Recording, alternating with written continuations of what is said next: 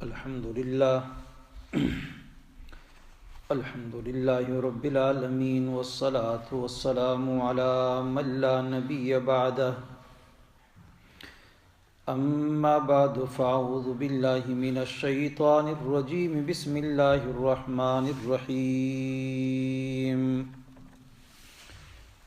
اقتربت الساعة وانشق القمر وَإِن يَرَوْا آيَةً تُعْرِضُوا وَيَقُولُوا سِحْرٌ مُسْتَمِرٌّ وَكَذَّبُوا وَاتَّبَعُوا أَهْوَاءَهُمْ وَكُلُّ أَمْرٍ مُسْتَقِرٌّ وَلَقَدْ جَاءَهُم مِّنَ الْأَنبَاءِ مَا فِيهِ مُزْدَجَرٌ حکمت بالغۃ فما تغنی النذر فتول عنہم یوم یدعو الداعی الی شیء نکر خش عن ابصارهم یخرجون من الاجداث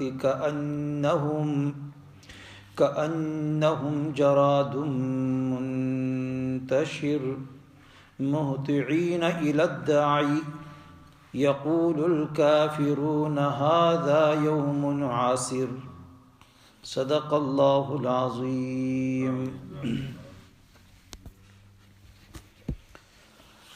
میرے نہایت قابل قدر مسلمان بھائیوں اور میرے بزرگوں، اس سورہ القمر 27واں سپارہ، اس کی ابتدائی آیات حضرات کے سامنے تلاوت کی ہیں۔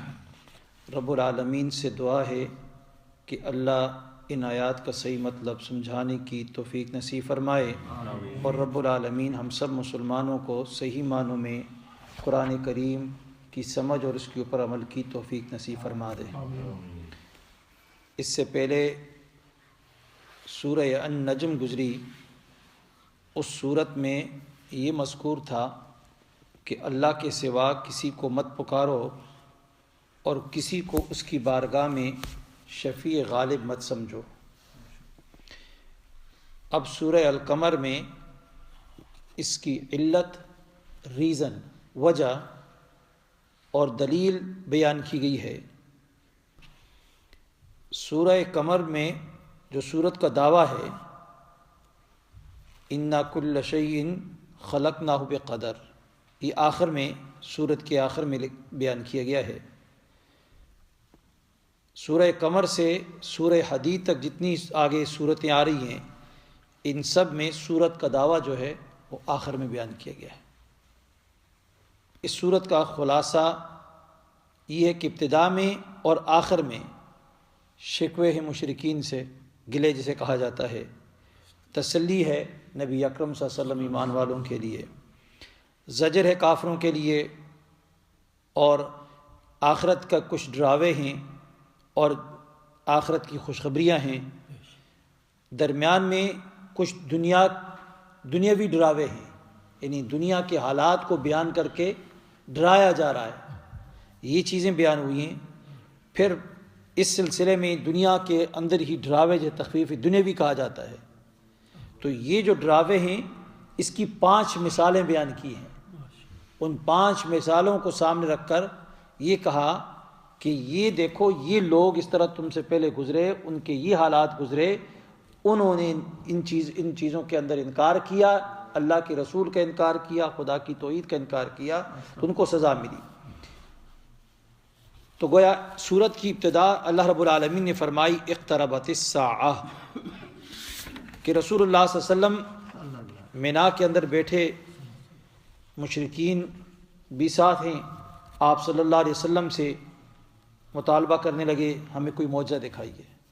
14ویں رات، 14ویں کا چاند چمک رہا ہے، رسول اللہ صلی اللہ علیہ وسلم نے چاند کی طرف اشارہ کیا تو چاند 2 ٹکڑوں میں بٹ چکا، تقسیم ہو گیا، ایک ٹکڑا پہاڑ کے اس طرف اور دوسرا دوسری طرف۔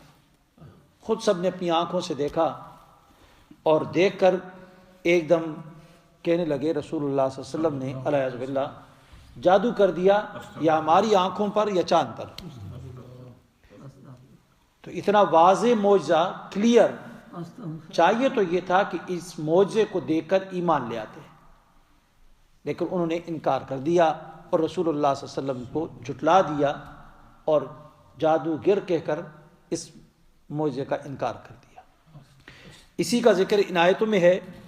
فرمایا اقتربت الساعہ, اقتربت الساعہ, اقتربا قریب آ گئی, الساعہ قیامت, اقتربت الساعۃ قیامت قریب آ گئی, وانشق القمر اور چاند دو ٹکڑے ہو گیا. قیامت قریب آ گئی, اور اس قیامت کے قریب آنے کی نشانی اور علامت اور سائن کیا ہے؟ وانشق القمر, قمر چاند دو ٹکڑے ہو گیا. تو گویا چاند کا دو ٹکڑے ہونا یہ قیامت کی نشانیوں میں سے ہے. تو جب چاند دو ٹکڑے ہو گیا تو قیامت پھر کیا ہو گئی؟ قریب آ گئی, نشانی آ گئی. تو کسی چیز کا سائن بورڈ آ گیا تو کہتے ہیں کہ آ گیا, یہ جگہ پہنچ گئے. تو اللہ رب العالمین فرماتے ہیں قیامت کی نشانی سائن بورڈ کیا تھا؟ چاند کا دو ٹکڑے ہو جانا. تو جب وہ آ گیا تو وہ آگے فرمایا وَإِن يَرَوْا آیَةً, اور اگر وہ دیکھیں آیتن کوئی نشانی معجزہ, توردو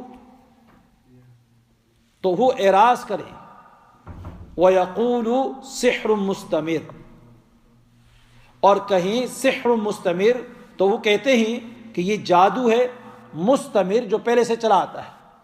کہ رسول اللہ صلی اللہ علیہ وسلم ان کو کوئی معجزہ دکھا دیتے ہیں, کوئی نشانی دکھا دیتے ہیں, تو ایک دم اس سے اعراض کرتے ہیں, اعراض کرتے ہیں. اعراض کرنا منہ پھیر دیتے ہیں, جھٹلا دیتے ہیں, اور کہتے ہیں سحرن, یہ تو جادو ہے, مستمر جو پہلے سے چلا آتا ہے. اب مستمر کے معنی مفسرین نے اور بھی بہت سارے کیے ہیں.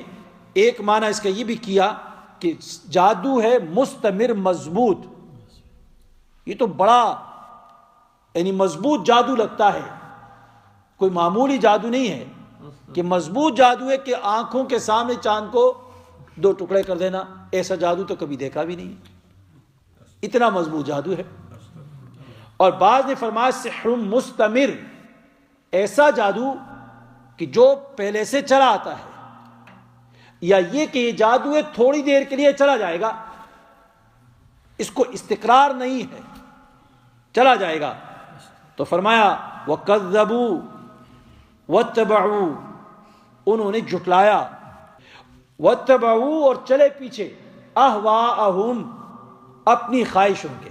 چاہیے یہ تھا کتنا عظیم الشان معجزہ دیکھ کر سارے کے سارے یکدم رسول اللہ صلی اللہ علیہ وسلم کے اوپر ایمان لے آتے, آپ کی نبوت کو تسلیم کر لیتے, آپ کی نبوت کو تسلیم کر لیتے اور ایمان لے آتے. لیکن وہ سارے کے سارے اپنی خواہشات کے پیچھے چلے اور اپنی مرضی سے اس کی تعویلات اور تعبیرات اور تشریحات اور ایکسپلینیشن کرنا شروع کر دی اس کی. تو فرمایا وَكُلُّ أَمْرٍ مُسْتَقِرٍ, اور ہر کام ٹھہرا رکھا ہے وقت پر. وَكُلُّ أَمْرٍ, اور ہر کام مستقر اپنی جگہ پر ٹھہرا ہوا ہے. اب یہاں مستقر کے معنی مفسرین نے بہت سارے کیے, کہ مستقر کا معنی انتہا تک پہنچ جانا, اور بعض نے فرمایا کہ جو چیز اللہ تعالیٰ نے مقدر کر دی ہے, اللہ نے تقدیر میں لکھ دی ہے, تو وہ کام ہو کے رہے گا, وہ کام ہو. اور بعض نے فرمایا کہ اور کسی کے لیے برائی ہے یا شر ہے یا اس کے لیے کوئی عذاب ہے, تو وہ عذاب اسی کو ملے گا جو اس کا اہل ہے. اچھائی کرنے والے کے لیے اچھائی مقرر کر دی گئی ہے, تو اچھائی کرنے والے کو اچھائی ملے گی. اور اسی طرح بعض مفسرین نے یہ فرمایا کہ اللہ رب العالمین نے جس چیز کا وعدہ کر دیا ہے, جس چیز کا وعدہ کر دیا, وعدے والی چیز ہو کر رہے گی, وعدے والی چیز ہو کر رہے گی. اور حضرت شیخ القرآن رحمۃ اللہ علیہ فرماتے ہیں کہ اللہ رب العالمین نے اس بات کا فیصلہ فرما دیا ہے, اس بات کا فیصلہ فرما دیا کہ دین حق کو رب العالمین غالب فرمائے گا, دین حق کو غالب فرمائے گا اور پیغمبر علیہ الصلوۃ والسلام کے مشن کو کامیاب فرمائے گا، اور ان کے جتنے بھی دشمن ہیں ان تمام دشمنوں کو ذلیل و خوار فرمائے گا، ان کو ذلیل کرے گا۔ اس لیے اللہ رب العالمین کا ہر فیصلہ اپنی منتہا کو، انتہا کو پہنچ کر رہے گا۔ یعنی جس چیز کا فیصلہ اللہ نے کر دیا ہے کہ دین اسلام غالب ہو کر رہے گا، اے مشرکین مکہ، اگر تم یہاں بیٹھ کر محمد الرسول اللہ صلی اللہ علیہ وسلم کا استہزاء کرتے ہو، مذاق کرتے ہو، لیکن یاد رکھو اتنی واضح نشانی کے بعد بھی تم نہیں مانتے، تو پھر یاد رکھو کہ محمد رسول اللہ صلی اللہ علیہ وسلم کامیاب ہو کے رہیں گے، کامیاب ہو کے رہیں گے۔ تو اسی کو فرمایا کہ وَكُلُّ أَمْرٍ مُسْتَقِرٍ۔ آگے فرمایا وَلَقَدْ جَاءَهُم مِّنَ الْأَنبَاءِ مَا فِيهِ مُزْدَجَرٌ۔ وَلَقَدْ جَاءَهُم مِّنَ الْأَنبَاءِ، اور پہنچ چکے ہیں ان کے پاس احوال جن میں ڈانٹ ہو سکتی ہے، ما فیہ مزدجر، جس میں ڈانٹ ہو سکتی ہے۔ فرمایا وَلَقَدْ جَاءَهُم، کہ ان کے پاس، کن کے پاس؟ مشرکین مکہ کے پاس کیا آ چکا ہے؟ من الانباء، اخبار میں سے، خبروں میں سے، واقعات میں سے۔ یعنی قرآن کریم میں رب العالمین نے سابقہ اقوام کی واقعات کو، ان کے انکار کی وجہ سے ان پر آئے ہوئے عذاب کو رب العالمین نے واضح طور پر، کلیئر، صاف ستھرے انداز میں بیان کر دیا کہ ان قوموں پہ عذاب کیوں آئے، ان کی وجوہات اور علتوں کو بھی بیان کر دیا کہ اس ریزن کی وجہ سے ان کے اوپر کیا عذاب آیا تھا، ساری چیزوں کو بیان کر دیا۔ ما فیہ مزدجر، اب اس میں یعنی کوئی ایسی بات نہیں، ایسی چیز نہیں رہی کہ جو ان کے لیے عبرت کا سامان مہیا نہ کرتی ہو، کہ ان کے لیے کوئی ایسی چیز باقی نہیں رہی جس میں عبرت نہ ہو، بلکہ مکمل طور پہ ساری چیز کو بیان کر دیا گیا۔ مزدجر کے معنی مفسرین نے بہت سارے کیے۔ ایک معنی اس کا یہ بھی کیا کہ ما فیہ مزدجر، یعنی اس میں ڈانٹ، سامان عبرت، تنبیہ، کہ ان کے لیے کافی ہے تنبیہ کے طور پر، آگاہی کے طور پر، عبرت کے لیے جو کچھ اس قرآن کریم ان واقعات میں بیان کر دیا گیا۔ اور فرمایا آگے حکمت بالغۃ فما تغنی النذر، حکمت بالغۃ، پوری عقل کی بات ہے، یعنی قرآن کریم حکمت سے بری ہوئی کتاب ہے، اور فرمایا اعلی درجے کی دانشمندی ہے اس میں، اعلی درجے کی، اور فرمایا سراپا حکمت و دانش ہے، انتہائی دانائی کی باتیں ہیں، ایسی حکمت بالغۃ، پوری عقل کی بات ہے، پوری سمجھ کی بات ہے۔ فما تغنی النذر، فما تغنی النذر، یعنی مشرکین مکہ کو رسول اللہ صلی اللہ علیہ وسلم نے اس کتاب کے ذریعے سے سابقہ اقوام کے واقعات سنائے، حکمت و دانائی کی باتیں اس قرآن کریم کے ذریعے سے سنائی، لیکن ان کو کچھ بھی فائدہ نہ دیا، کیونکہ سابقہ انبیاء نے بھی آ کر اپنی قوموں کو سمجھایا، ڈرایا، جس طرح سابقہ انبیاء نے ڈرایا، اسی طرح یہ کتاب قرآن کریم بھی ڈرا رہی ہے، واقعات بیان کر کر کے ڈرا رہی ہے، رسول اللہ صلی اللہ علیہ وسلم بھی ڈرا رہے ہیں، لیکن فما تغنی، ان کو کوئی فائدہ نہیں آیا، ان کے کام نہیں آیا ڈر سنانے والوں کا ڈر سنانا۔ آگے فرمایا فتول عنہم، اب یہاں سے تسلی رسول اللہ صلی اللہ علیہ وسلم کے لیے کہ آپ نے دعوت و تبلیغ کا حق ادا کر دیا، ہر طریقے سے آپ نے ان کو سمجھایا ہے، ہر طریقے سے بات ان تک پہنچائی ہے۔ فتول عنہم، یہ آپ سے اعراض، اب پھر بھی یہ مان نہیں رہے تو فتول عنہم، سو آپ ان سے اعراض کر دیجئے، بے رخی اختیار کر لیجئے، آپ منہ اپنا موڑ لیجئے ان سے۔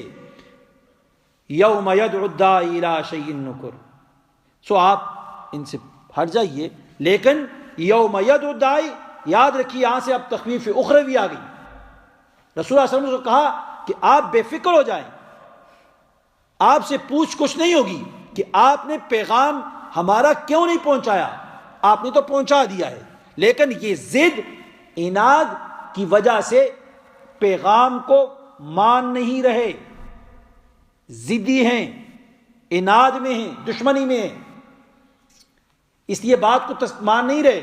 آپ تو بڑی زبردست طریقے سے سمجھا رہے ہیں. خود قرآن کریم حکمت بالغہ، بڑی دانشمندی کے ساتھ، عقل و فہم کے ساتھ، اچھے انداز میں قرآن کریم کی باتیں ہیں، لیکن یہ نہیں سمجھ رہے. ان کو ڈرانا فائدہ بھی نہیں دے رہا ہے. تو اس لیے آپ بے رخی اختیار کیجیے. ہاں اب ان کو ڈرایا جا رہا ہے.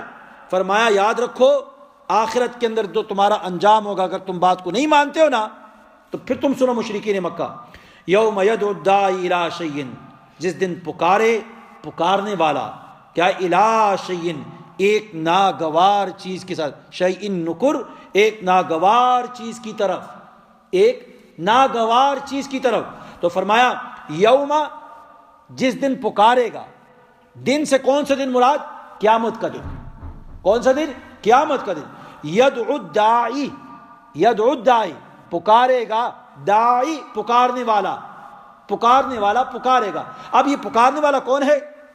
حضرت اسرافیل علیہ السلام. کون ہے؟ حضرت اسرافیل علیہ السلام. اور بعض مفسرین فرمایا کہ یہ بیت المقدس کے اندر جو صخرہ ہے، پتھر ہے بڑا، اس کے اوپر کھڑے ہو کر یہ آواز لگائیں گے، اور آواز لگائیں گے، اے ٹوٹ بوسیدہ ہڈیو، اے بوسیدہ ہڈیو. اور پھر کہے گا کہ اے مرے ہوئے لوگوں جن کی کھالیں منتشر ہو چکی ہیں، اے ٹوٹے ہوئے بالوں والوں، اٹھو اور جمع ہو جاؤ. کہاں پر؟ اللہ کی طرف تمہیں جانا ہے اور وہاں اللہ کے حضور جمع ہونا ہے. تو اٹھو. تو پھر یہ سارے لوگ اپنی قبروں سے اس طرح نکلیں گے جس طرح ٹڈی ہوتی ہے نا، ملخ جسے کہتے ہیں. تو اس طریقے سے یہ نکلتے ہوئے باہر اتنی کثیر تعداد میں ہوں گے کہ آدم علیہ السلام سے لے کر قیامت تک جو پیدا ہوئے وہ ساری مخلوق اٹھے گی، اپنی قبروں سے باہر نکل جاتے ہیں. تو اسی کا ذکر ہے.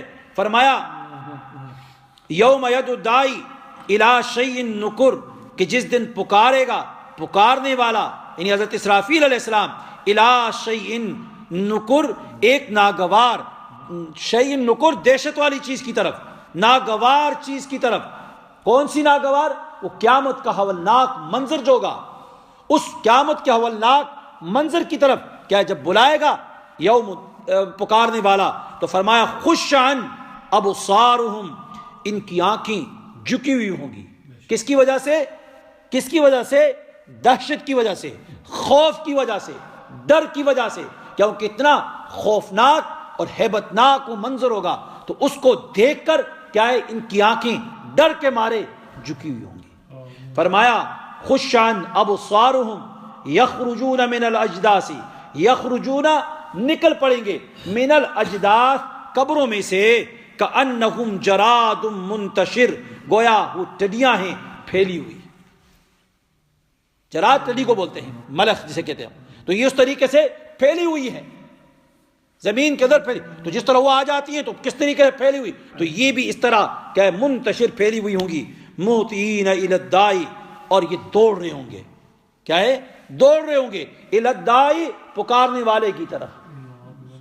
پکارنے والے یعنی اسرافیل علیہ السلام کی آواز جب آئے گی تو اس آواز کے پیچھے یہ دوڑ رہے ہوں گے، دوڑ رہے ہوں گے. تو فرمایا یقول الکافرون ھذا یوم عسیر، یقول الکافرون، اور کافر کہیں گے اس دن ھذا یوم عسیر، یہ تو بڑا مشکل دن ہے. وہ دن کافروں کے لیے بڑا کیا ہے، مشکل دن ہوگا، سخت دن ہوگا، ہیبت والا دن ہوگا اور دہشت والا دن ہوگا. کیوں؟ اس لیے کہ وہاں پر اب فیصلہ سنائے جانے کا دن ہے. عمل ختم ہو گیا، عمل کا سلسلہ ختم ہو گیا، ایمان لانے کا سلسلہ ختم ہو چکا ہے. اب وہ دن حساب و کتاب کا دن ہے، جزا کا دن ہے. اور کافر اپنی جزا کو دیکھ لے گا کہ اب میرا انجام کیا ہونے والا ہے، مجھے جانا کہاں ہے، کس طرف میرے جانا ہے. تو اپنی کیا ہے منزل کو، اس کے سامنے اس کی منزل آ جائے گی. تو اس لیے فرمایا رب العالمین یقول الکافرون، اور کافر کہیں گے ھذا یوم عسیر، یہ دن تو بڑا مشکل دن ہے، یہ دن بڑا مشکل دن ہے. آسان کس کے لیے؟ ایمان والے کے لیے آسان ہوگا، ایمان والے کے لیے بڑا آسان ہوگا. اور مسلمان جو اپنے اعمال کی اصلاح کرتے ہیں اور ہر چیز ہر جگہ اپنے آپ کو گناہ سے بچاتے ہیں تو ان کے لیے رب العالمین نے مختلف لوگوں کے لیے مختلف مقامات پر ان کی آسائش کے لیے، ان کی سہولیات کے لیے مختلف قسم کی جگہیں تعینات کی ہوئی ہیں۔ ایز اے وی آئی پی رب العالمین ان کو وہاں پر ٹھہرائیں گے، جس طرح عرش کے سائے کے نیچے وہ 7 خوش نصیب لوگ آئیں گے تو وہ ان میں بیٹھیں گے جو عرش کے سائے کے نیچے ہوں گے۔ تو یہ وہ اگر ان 7 لوگوں میں سے مثال، جس طرح وہ آدمی بھی ہے جو مسجد آتا ہے، ایک نماز پڑھتا ہے تو دوسری نماز کے لیے گھر جاتا ہے، میں رہتا ہے کہ کب دوسری نماز کا وقت ہوگا کہ میں جاؤں مسجد کے اندر جاؤں۔ اور ایسے وہ مسلمان بھی ہے کہ جو ایک دوسرے سے محبت کرتے ہیں، محض کس کے لیے؟ اللہ کے لیے، آپس میں ملتے ہی صرف اللہ کے لیے محبت ہے، کسی اور کے لیے نہیں ہے، کوئی اور مقصد بھی نہیں ہے، دنیا کا کوئی مقصد نہیں ہے، صرف آپس میں محبت پیار ہے، صرف محض کس کے لیے؟ اللہ کے لیے ملتے ہیں اور اللہ کے لیے جدا ہوتے ہیں، اور پھر جب محبت کرتے ہیں تو دوسرے کو کہہ دیتے ہیں کہ بھائی مجھے تجھ سے محبت ہے، محض کس کے لیے؟ اللہ کے لیے، اللہ کی رضا کے لیے۔ تو جب یہ مسلمان آپس میں ایک دوسرے سے محبت کرتے ہیں محض اللہ کی رضا کے لیے تو فرمایا اس کے لیے بھی وہاں عرش کے نیچے جگہ ہے۔ اسی طرح صدقہ خیرات کرتا ہے، ایک ہاتھ سے دیتا ہے، دوسرے کو پتہ بھی نہیں، یعنی چھپ چھپا کے اللہ کے راستے میں دیتا ہے، یہ آدمی بھی اس جگہ میں ہے۔ اور اسی طرح ایک گناہ کی طرف کوئی عورت اس کو بلا رہی ہے، بڑی حسین و جمیل ہے، گناہ کی طرف بلا رہی ہے، لیکن یہ محض اس بنا پر اس کے قریب نہیں جاتا کہ مجھے اپنے رب سے ڈر لگتا ہے، اس بنا پر وہ اس عورت کی طرف آنکھ اٹھا کے بھی نہیں دیکھتا ہے۔ اس کے قریب بادشاہ، عدل کرنے والا بادشاہ، امام عادل، عدل کرنے والا، انصاف کرنے والا بادشاہ، اس کے لیے رب العالمین نے یہ جگہ بنائی ہے۔ اور ایسا نوجوان کہ جس کی جوانی، شباب، جوانی کی زندگی اس نے گزاری، اپنے آپ کو ہر چیز سے صاف ستھرا کر کے رکھا، کسی گناہ کے قریب نہیں گیا۔ ایسا نوجوان جو اللہ کی اطاعت اور تابعداری کے اندر پروان چڑھا کس میں؟ اللہ کی اطاعت اور تابعداری کے اندر۔ اس نوجوان کے لیے بھی رب العالمین نے یہ جگہ رکھی۔ تو گویا ایمان والے اس دن تو مزے میں ہوں گے، لیکن کافر وہ یہی کہیں گے، یقول الکافرون، کافر کہیں گے ھذا یوم عسیر، یہ تو بڑا مشکل دن ہے۔ اللہ تعالی ہم سب کی حفاظت فرمائے، اور اللہ رب العالمین ہم سب کو ایمان پر استقامت نصیب فرمائے، اور جو کافر ہیں اللہ تعالیٰ انہیں ہدایت نصیب فرمائے، وہ بھی انسان ہیں، اولاد آدم ہیں، اے اللہ تو ان کو بھی ہدایت نصیب فرما دے اور ان کو بھی اسلام کے اندر داخل فرما دے۔ الحمدللہ رب العالمین، اللہم صلی علی سیدنا محمد النبی وعلی آلہ وسلم۔ اللہم ربنا آتنا فی الدنیا حسنہ وفی الآخرۃ حسنہ وقنا عذاب النار۔ یا الہ العالمین، جو خاتم اس کی عمل کی توفیق عطا فرما دے، خاتمہ بالخیر نصیب فرما دے، ہر قسم کے شرور اور فتن سے محفوظ فرما دے۔ اے اللہ تو ہم سب سے راضی ہو جا، اے اللہ تو ہم سب سے راضی ہو جا، ہم سے جو غلطی کوتاہی ہمیں معاف فرما دے۔ اے اللہ تو معاف کرنے کو پسند کرتا ہے، یا الہ العالمین